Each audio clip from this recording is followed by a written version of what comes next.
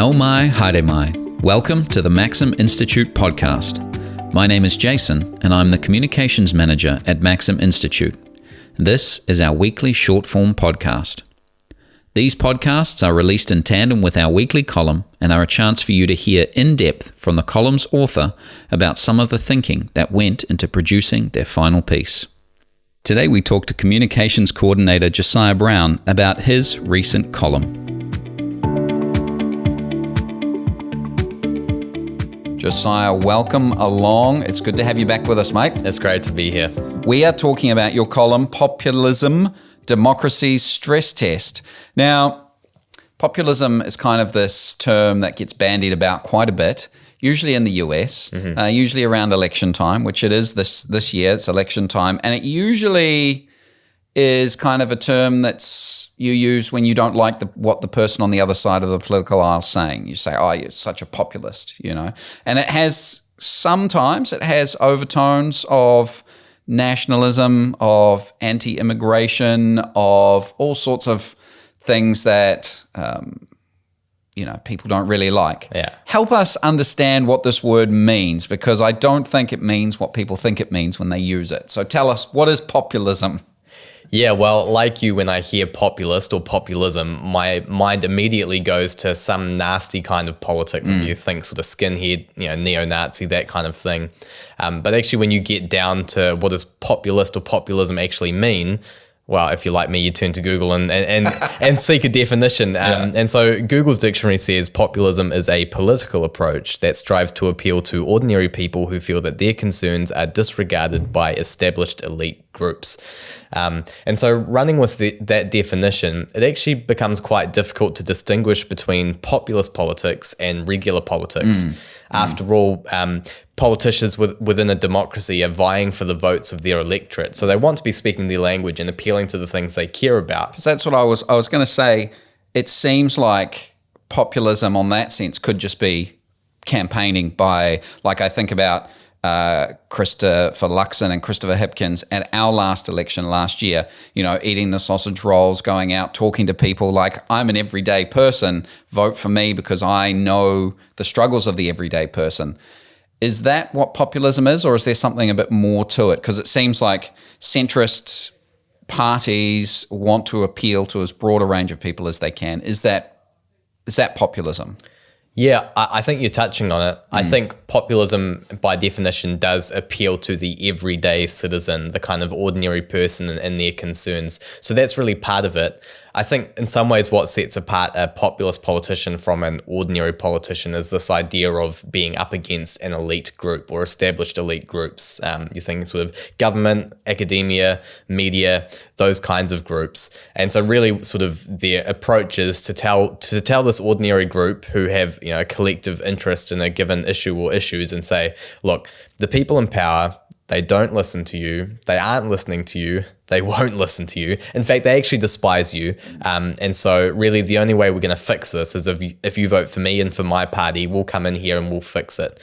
So that's really... it's more of an antagonism approach then. It's more of a combative thing. So it's not like, hey, I understand you, let's talk and we'll sort out how we can make this country better. But it's more like, I understand you. Everyone else who's in power hates you. We need to kick them out. So it's more of a... I think it's, a populist leader is someone who identifies an enemy and goes after them. Yeah. So I think that's probably one of the defining traits. So who would be some populist leaders that maybe we've seen?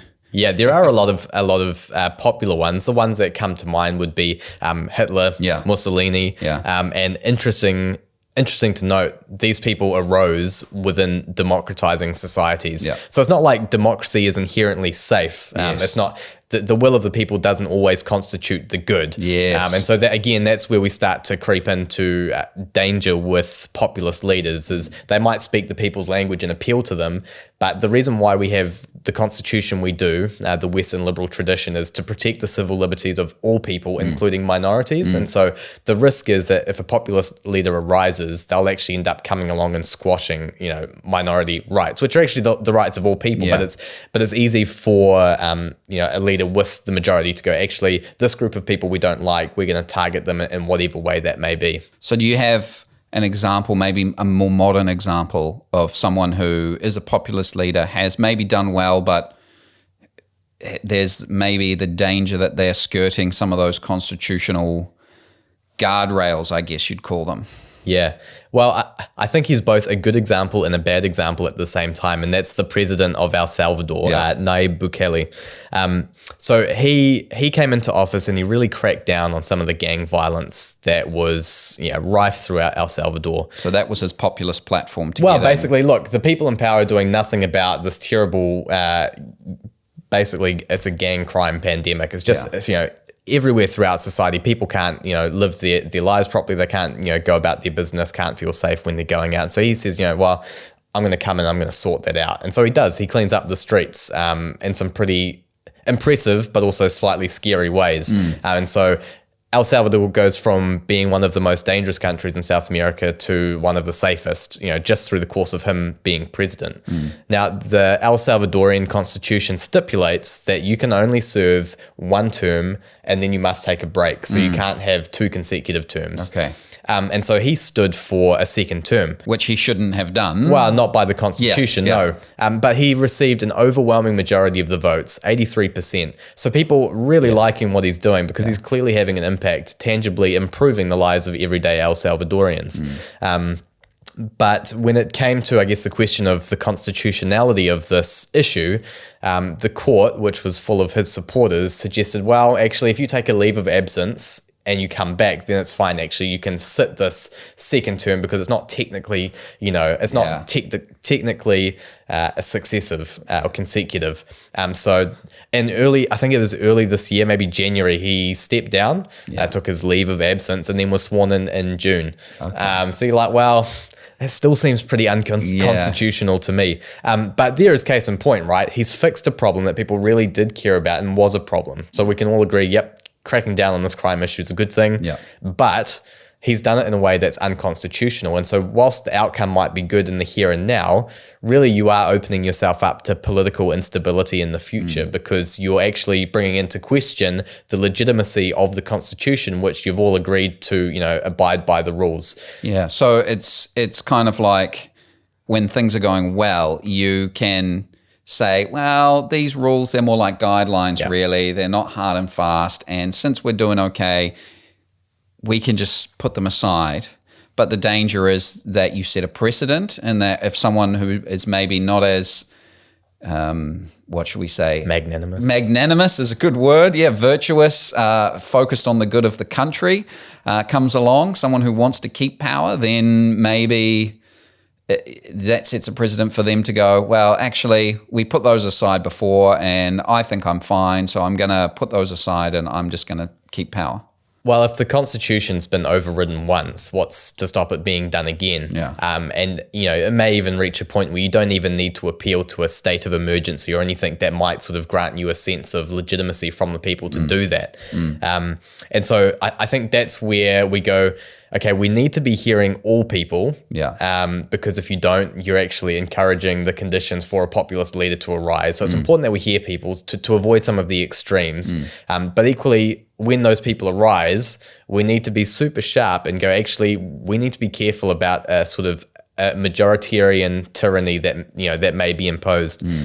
Professor Tom Simpson spoke recently of a post-World War II realization among intellectuals that actually, quote, it would be the people, not primarily in constitutions or technologies, who must be responsible for sustaining a just and stable political order. Wow, that's fascinating. Yeah. So I think in there is something quite profound. Actually, we need to have a respect for our institutions and for our political system.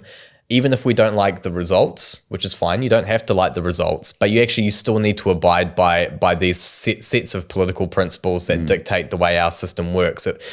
We do politics not by bloodletting, but by debate. But there is a risk that you could devolve into something a little bit darker. So it's kind of like we have these systems that are supposed to guard us, but actually it comes down to, in the end, if I'm understanding Professor Simpson correctly, it comes down to the fact that the people within those systems still have to be virtuous enough, self-controlled enough, self-aware enough even to abide by those systems for the good of not only the now, but the nation going forward. Yeah. Yeah. And if I could just quickly illustrate with Winston Peters as New Zealand's beloved populist. Yes. In 2022, February, he attended the parliamentary occupation. Yeah. This was at a time where Parliament refused to engage with the protesters, and some members were actually, antagonistic toward them. We remember Trevor Mallard, who, turned the sprinklers on and played Baby Shark. So you've got that. I don't know whether you've seen the documentary River of Freedom. No.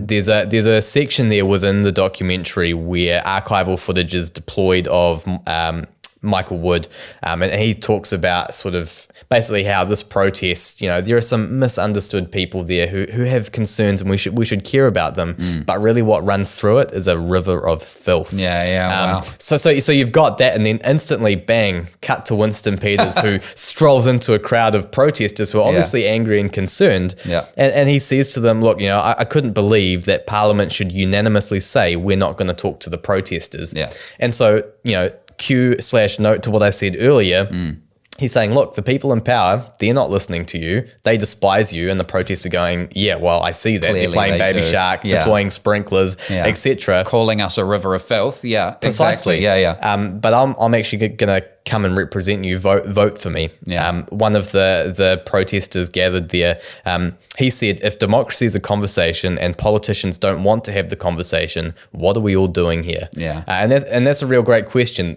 Democracy is about having a conversation. Democracy isn't perfect, and there are some guardrails we need to maintain. Yeah. But I mean, democracy should work as a pressure release valve. Yeah. It shouldn't build up into what could end up being some kind of violent demonstration. That's something we really want to avoid. Yeah, it's interesting you use that example because who's our current deputy prime minister? Wow. Right?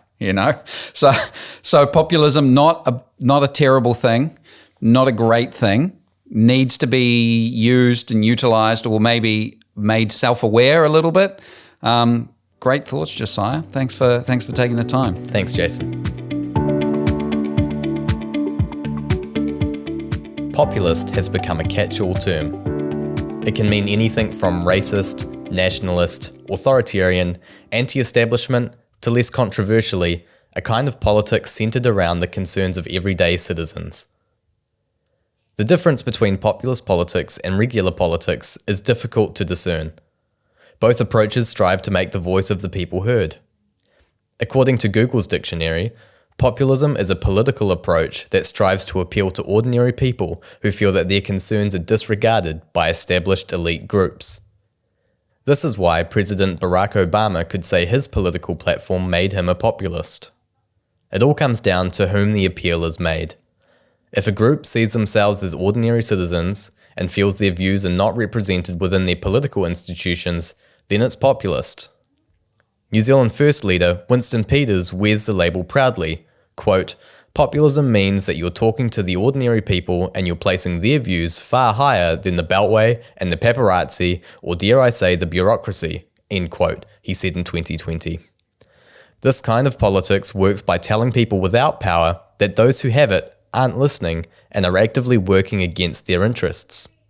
Consider the 2016 US elections, where both Democratic Socialist Bernie Sanders and billionaire real estate tycoon Donald Trump made populist appeals to ordinary Americans by blaming elites for the nation's problems. Thus, populism can be right or left-wing. But here's where it gets interesting. Minority politics is populist politics, either numerically or representatively. COVID-19 was undoubtedly the driving factor behind Mr. Peters' return to office.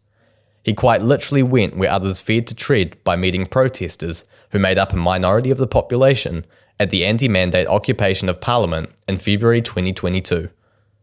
River of Freedom, a documentary about the occupation, deploys archival footage of Michael Wood dismissing the protest as a, quote, river of filth, the perfect foil for Winston Peters' cameo.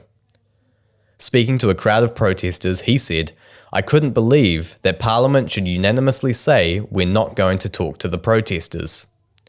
In the words of one parliamentary occupier, if democracy is a conversation and politicians don't want to have the conversation, what are we all doing here? Of course, let's not discount the allure of populists, nor their danger. it's worth remembering that 20th century fascism took root in democratizing societies. If we want to avoid problematic populist politics, then our elites must deign to listen when outsiders speak. Should they refuse and a popular figure arises, the only thing that will protect against tyrannical majoritarianism is due respect for our institutions and political traditions. And where does that come from? Us, the people. Professor Tom Simpson recently spoke of the post-World War II realization among intellectuals that, quote, it would be people, not primarily constitutions or technologies, who must be responsible for sustaining a just and stable political order. Populism isn't inherently bad, but it does need self-awareness and channeling. When it comes to preserving our political system, we should all be populists. Thanks for listening to the Maxim Institute podcast. If you'd like to hear more from us and keep up with the rest of our research and analysis of politics and policy in New Zealand, you can sign up on the homepage of our website to get our monthly forum email and invitations to future Maxim Institute events. You can search and subscribe to us on Apple Podcasts, Spotify, iHeartRadio, or wherever you get your podcasts. From the team at Maxim, mā te wā, goodbye for now.